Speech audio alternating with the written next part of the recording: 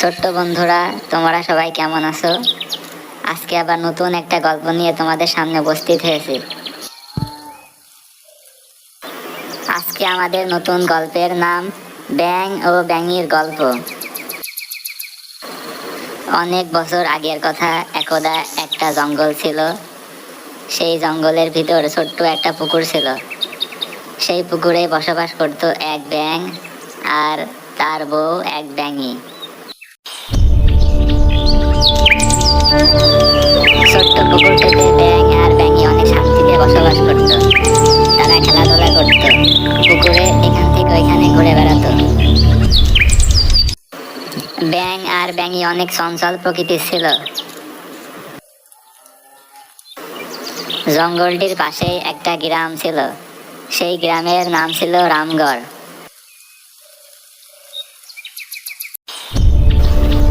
রামগড় গ্রামের বেশিরভাগ মানুষ ছিল কৃষক। তারা কৃষিকাজ করে জীবিকা নির্বাহ করত।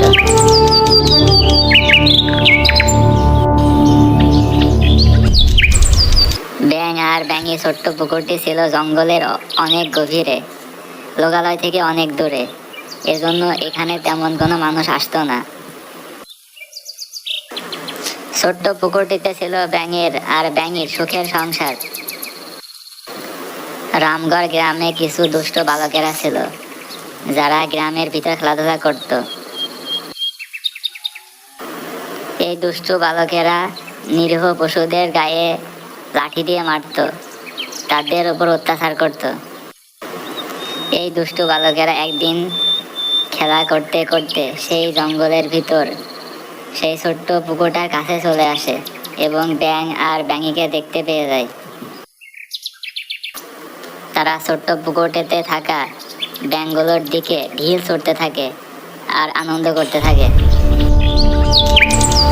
ক্রমাগত ঢিল ছোড়ার কারণে ব্যাঙগুলো গুরুতরভাবে আহত হয়ে যায়। কিছু ব্যাঙ আঘাতপ্রাপ্ত হয়ে প্রায় মৃত্যুর কোলে ঢলে পড়ে।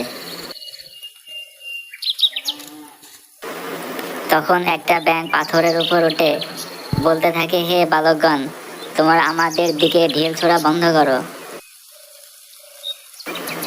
ব্যাঙটি পাথরের উপরে উঠে বলতে থাকে, হে বালকগণ, এটা তোমাদের কাছে হয়তো নিছক খেলা, কিন্তু আমাদের জন্য এটা মৃত্যুর কারণ।